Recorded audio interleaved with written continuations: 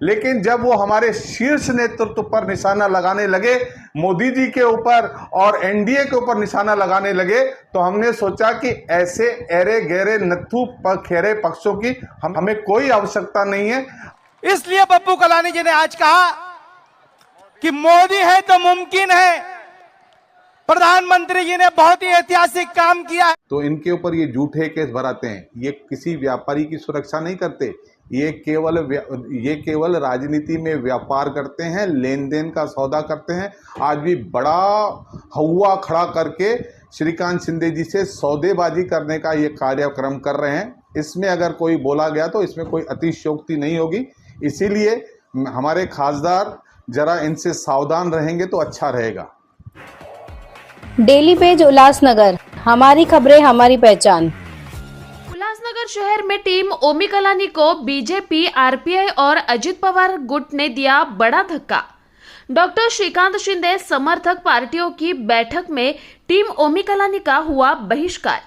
आज उल्लासनगर 3 स्थित जवाहर होटल में डॉक्टर श्रीकांत शिंदे को समर्थन करने वाली सभी पार्टियों की एक बैठक की गई थी, जिसमें आरपीआई, बीजेपी और अजित दादा पवार गुट के लोगों ने टीम ओमी कलानी के सदस्यों के साथ बैठने से इनकार कर उनका बॉयकॉट किया। वहीं भाजपा के लोगों का यह कहना है कि टीम ओमी कलानी के सदस्य कमलेश निकम द्वारा सोशल मीडिया पर भारत के पंतप्रधान मोदी के खिलाफ अपशब्द कहा गया है, जिसे नाराज भाजपाई, आरपीआई और अजित पवार गुट ने टीम ओमी कलानी का बहिष्कार किया है। वहीं दूसरी तरफ डॉक्टर श्रीकांत शिंदे को बिन शर्त समर्थन देने वाली और उल्लासनगर शहर में पहली पसंद टीम ओमी कलानी इस पर क्या कदम उठाएंगे, इस पर शहर की जनता की नजरें हैं। निगम ने कल हुए एक सभा में ऐसा वक्तव्य किया है कि हम मोदी को नहीं जानते, हम बीजेपी को नहीं जानते, हम एक श्रीकांत शिंदे को जानते, हम उनको वोट करेंगे। इस विषय पर आपका क्या कहना है? देखिए, ये जो बात कह रहे हैं कि वो किसी को नहीं जानते हैं, आदरणीय मुख्यमंत्री श्री एकनाथ शिंदे साहब सभी सभाओं में कहते हैं कि श्रीकांत शिंदे जी को वोट देकर एनडीए को कामयाब बनाइए और नरेंद्र मोदी के हाथ मजबूत करिए। और ये लोग अगर भारतीय जनता पार्टी के लिए या मोदी प्रधानमंत्री के लिए अगर अपशब्द बात कहेंगे तो मुझे यह फैसला लेने के लिए खासदार से ही पूछना पड़ेगा कि क्या आपको यह बात तब मान्य है क्या कि जो आपको वोट मिलेंगे वो मोदी जी को नहीं मिलेंगे, केवल आपको मिलेंगे? इसका जवाब तो मुझे लगता है कि श्रीकांत शिंदे साहब नहीं देना पड़ेगा। दूसरी बात ऐसी भी कही है उन्होंने कि हम क्रिमिनल नहीं है, ऐसा कुछ उन्होंने वक्तव्य किया है। इस पर क्या कहना है? क्रिमिनल नहीं है? अरे भाई, सबसे बड़े अगर उल्लासनगर में कोई अपराधी क्रिमिनल है तो ये है। मुझे बताइए, पप्पू कलानी के नाम पर वो वोट मांगते हैं। पप्पू कलानी क्या चुनाव में लड़ सकेंगे? अगर नहीं लड़ सकेंगे तो क्यों नहीं लड़ सकेंगे? उसका कारण है कि उनको न्यायालय ने सजा दी है। उसके बाद अनिल कांजानी, जिसने अपहरण का केस लगाया ओमी कलानी के ऊपर, हीरो कुकरेजा इनका आदमी था, लखी नाथानी, ये इनके गुंडों ने अपने ही आदमी के ऊपर अगर दुकान नहीं बेच रहे थे तो हीरो अपना उनके ऊपर झूठे केस करवाए। इसके बाद राजेश वदरिया, जो इनका ही आदमी था, इनको परेशान किया गया, इतना परेशान किया गया कि दुर्गा राय के नाम पर इसके ऊपर केस लगाया गया। ये कहते हैं कि हम व्यापारियों को के सुरक्षा के लिए उतरते हैं। और नाम सुनिए, पंकज त्रिलोकानी, जो कि एक हफ्ता लेने के लिए लोगों को टिप देता था। किसको देता था वो आपको मालूम है? उसका नाम था सुरेश पुजारी। सुरेश पुजारी को सारी टिप पंकज त्रिलोकानी देता था और ये इनका पदाधिकारी है जो पूरे शहर के व्यापारियों को टिप देता था और उससे पैसा वसूल करता था। और ये कालानी कहते हैं कि हम अपराधी नहीं हैं। और सुनिए, नरेश दुर्गानी, जो कल उनके पास बैठे थे, उस नरेश दुर्गानी के ऊपर ओमी कालानी ने केस कराया। वो रो रहा था, हमारे पास आया, भारतीय जनता पार्टी ने उसको बचाया और सुनिए, मनोज लासी जिसको स्टैंडिंग कमेटी में ओमी कलानी ने मारा, कहा इस्तीफा दे दे नहीं तो तेरी जान ले लूंगा, उसको हम लोगों ने बचाया और इस्तीफा नहीं देने दिया।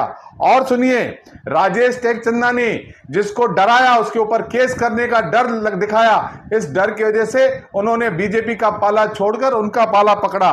और सुनिए, गुड्डू सुखरामानी जिसको ओमी कलानी ने रास्ते पर मारा, उसके ऊपर 307 का आज भी केस चालू है।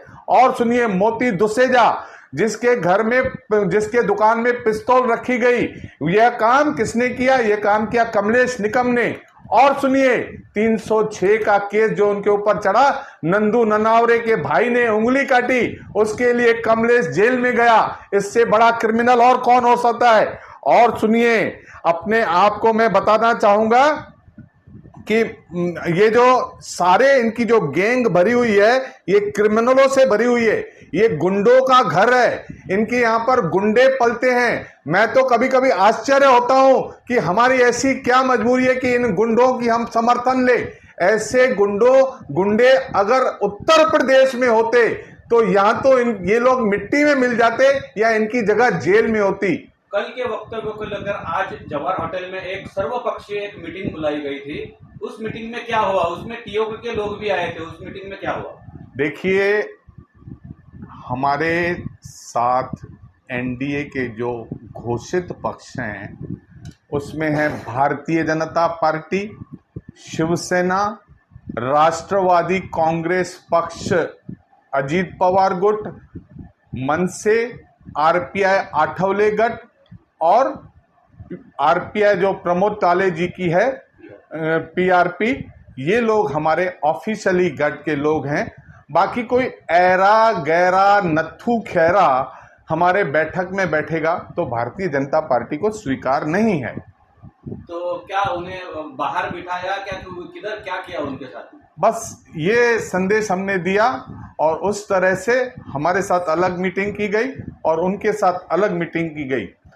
और दूसरी बात मैं बताता हूं कि हमारे जो ये वक्ता हैं, जो जिसे अगर गुंडा कहा जाए, गली का गुंडा कहा जाए, कमलेश निकम जी, तो इसमें कोई अतिशयोक्ति नहीं होगी। इनसे जरा पूछिए कि भारतीय जनता पार्टी के निशान पर ही आप चुनकर आए थे, इससे पहले आप घड़ियाल के चुनाव पे लड़े थे तो बदाने के सामने बुरी तरह से हार गए थे। दूसरा, जब भारतीय जनता पार्टी का कमल का फूल निशान मिला तो आपकी भाभी जीत कर आई। इसके लिए जो आप नगर सेवक बने हो, भारतीय जनता पार्टी के बदौलत बने हो। और आप कहते हो कि हम लोगों ने 43,000 वोट लिए थे, उसके बावजूद भी भारतीय जनता पार्टी का कुमार आइलानी 2,000 वोटों से जीता। जिस घड़ियाल के निशान पे आपने 43,000 वोट लिए थे ना, वो घड़ियाल अजीत पवार के पास है, अजीत पवार हमारे पास है। और रही बात जो शरद पवार का गुट जो बचा है राष्ट्रवादी का, वह वहां भी आप नहीं है, केवल आप टीओके के छोटे गुंडों के समूह की पार्टी है जिसकी ताकत 2 से 3,000 वोटों से ज्यादा नहीं है। लेकिन ठीक है, हमारे खासदार को ऐसा लगता है कि 2-3 हजार वोट भी चाहिए तो लेना चाहिए। हम भी बड़े सकारात्मक रूप से यह चाहते थे कि ये हमारे साथ रहें, लेकिन जब वो हमारे शीर्ष नेतृत्व पर निशाना लगाने लगे, मोदी जी के ऊपर और एनडीए के ऊपर निशाना लगाने लगे, तो हमने सोचा कि ऐसे ऐरे गहरे नत्थू खेरे पक्षों की हमें कोई आवश्यकता नहीं है। अगर वो किसी तरह का, मेरे हिसाब से अगर वो दे रहे हैं समर्थन तो केवल इसीलिए दे रहे हैं क्योंकि अगर वह श्रीकांत शिंदे को समर्थन नहीं देंगे तो वह जेल में चले जाएंगे। जेल के डर से यह समर्थन दे रहे हैं। यह दोस्ती निभाने के लायक कालानी परिवार बिल्कुल नहीं है, क्योंकि आपको याद होगा कालानी परिवार का सबसे अच्छा दोस्त हमारा मंत्री रविंद्र चौहान करता था। उन्होंने किस तरह से चौहान साहब के साथ गद्दारी की और आज भी इनके नगर सेवकों के ऊपर जो डिस्क्वालिफिकेशन की तलवार लटकी हुई है। ये कहते हैं हमारे पास 23 नगर सेवक हैं। मैं कहता हूं कि 9 के भी नाम दे दें, केवल इनके पास 9 नगर सेवक हैं, वो भी वही नगर सेवक हैं जो डिस्क्वालीफाई होने वाले हैं। हमारे पास कई बार आते हैं कि हमें भारतीय जनता पार्टी में एंट्री दो, लेकिन हम ऐसे लोगों को एंट्री नहीं देते हैं। इसके लिए ये झूठे जो शहर को दिखाकर जिस तरह से उन्होंने सत्यानाश किया है शहर का, इस तरह की भाषा बोलना बंद कर दें और अपनी गुंडागर्दी छोड़ें, ऐसी मैं सलाह दूंगा। कल के मीटिंग में श्रीकांत शिंदे जी ने एकदम शायराना अंदाज से टीम ओमी कालानी को बताया कि हम दोस्ती निभाने वाले लोग हैं। इस पर आपका क्या कहना है? देखिए, राजनीतिक मजबूरियां हैं। आज श्रीकांत जी को उनकी ज़रूरत है, उनको श्रीकांत जी की ज़रूरत है। राजनीतिक मजबूरियों में दिए गए बयानों का बहुत गहरा असर नहीं होता है। मुझे ये पता है कि जितने भी लोग हैं इनके, जितने भी हैं, ये इनके पास यह जो है दादागिरी से राज करते हैं। इनके जितने अपने लोग हैं इनके ऊपर वो सबसे पहले केस करवाते हैं, जिसके नाम दिए लखी नाथानी, राजेश पदरिया, राजू जग्यासी, नरेश दुर्गानी, नंदू ननावरे, मनोज लासी, राजेश टोकचंदानी, पंक, ये सारे जितने भी हैं ये इनके खुद के लोग थे जो हमारे पास आए, तो इनके ऊपर ये झूठे केस भराते हैं। ये किसी व्यापारी की सुरक्षा नहीं करते, ये केवल राजनीति में व्यापार करते हैं, लेन देन का सौदा करते हैं। आज भी बड़ा हवा खड़ा करके श्रीकांत शिंदे जी से सौदेबाजी करने का ये कार्यक्रम कर रहे हैं। इसमें अगर कोई बोला गया तो इसमें कोई अतिशयोक्ति नहीं होगी। इसीलिए हमारे खासदार जरा इनसे सावधान रहेंगे तो अच्छा रहेगा। गारंटी भी विश्वास है और हमारा समर्थन उनको ही रहेगा। देखिए, ये जो स्टेटमेंट है पूरी नींव हिला देने वाली स्टेटमेंट है। मुझे लगता है कि ऐसी स्टेटमेंट अगर खासदार के सामने, श्रीकांत शिंदे के सामने बोली गई है और श्रीकांत शिंदे जी का ध्यान नहीं गया है तो ये बहुत अफसोस की बात है। श्रीकांत शिंदे जी समर्थन देने के लिए कहीं भी जाए, किसी बैठक में जाए, जिसका समर्थन मिले उनका लेना चाहिए। लेकिन जिस नेता के जरिए हम पूरे देश में हम वोट मांग रहे हैं और मोदी जी की गारंटी के ऊपर ही कोई प्रश्न चिन्ह खड़ा कर दे, ऐसे लोगों के साथ क्या करना चाहिए और कैसे डील करना चाहिए, यह बहुत बड़ा एक प्रश्न चिन्ह बन गया है भारतीय जनता पार्टी के कार्यकर्ताओं में। क्योंकि कई कार्यकर्ता इस बात के लिए मेरे पास आए और नाराज दिखे, क्योंकि मोदी जो एक ऐसा चेहरा है जिसके नाम पर हम पूरे भारत में 400 सीट का नारा कह रहे हैं, और एक छोटी सी पार्टी जिसका जो पूरा जो अपराध के ऊपर उनका राजकारण चलता हो, इस तरह की पार्टी अगर खासदार के सामने ये शब्द बोलती है, मुझे ऐसा लगता है कि शायद खासदार का इस बारे में बात पर ध्यान नहीं गया होगा। जब उनका ध्यान जाएगा तो अवश्य इसके ऊपर दखल लेंगे।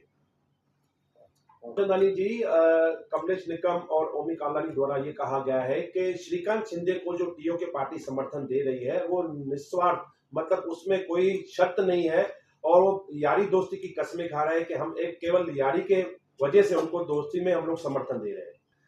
देखिए, कालानी जिसके शब्द में ही काला शब्द आता है, इनके दिल में कितना कालापन है इसका उदाहरण, इनके यहाँ पर शरद पवार जी आए, उनको कहा कि हम आपके दोस्त हैं, हम आपको ही समर्थन करेंगे।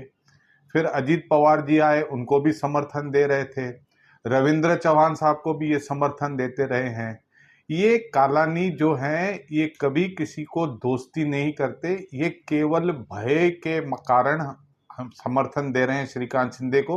उन्हें पता है कि ये अपराध के लोग हैं, अगर समर्थन नहीं देंगे तो जेल में चले जाएंगे, और ये अपनी बड़ा दिखाकर कि हमारे पास ज़्यादा नगर सेवक हैं। अगर ज़्यादा नगर सेवक होते, इनके पास 35 नगर सेवक, जिस तरह से कहा कमलेश जी ने कि हमारे पास 35 नगर सेवक है, तो फिर इन्होंने महापौर अपना क्यों नहीं बनाया? क्यों अरुण आशान की माता लीलाताई आशान को दिया? केवल 9 वोट थे, जो 9 वोट क्रॉस हुए उनके ऊपर आज भी कार्रवाई की तलवार लटकी हुई है। इनके पास केवल 9 नगर सेवक हैं।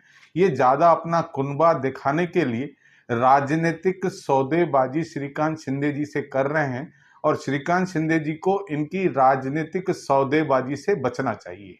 प्रदीप जी, आप हाल ही के दिनों में ओमी कालानी के जन्मदिन पर, पप्पू कालानी के जन्मदिन अपना शिष्टमंडल लेके वहां पर खुद जाते हो, और आज कहते हो कालानी परिवार किसी से दोस्ती नहीं निभाता है, उसके नाम में ही कालापन नजर आता है। तो ये अचानक थोड़े दिनों में इतना फास्ट परिवर्तन कैसे आ गया? देखिए, मैंने कई बार कहा है कि राजनीति में हम जब जीवन जीते हैं तो हम एक दूसरे के शत्रु नहीं हैं, प्रतिद्वंद्वी हैं। किसी के जन्मदिन पर जाना, किसी के विवाह पर जाना, किसी के मृत्यु पर जाना, ये एक शिष्टाचार का विषय है। पप्पू कालानी जी भी हमारे पास आते हैं, ओमी जी भी हमारे को फोन पर बधाई देते हैं।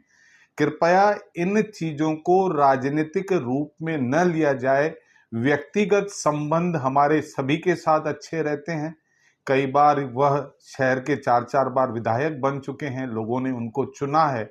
तो इतनी तो इंसानियत, मानवता होनी चाहिए कि हमारे वैचारिक कितने भी मतभेद हों, लेकिन हमारे बातचीत के संबंध कभी टूटने नहीं चाहिए।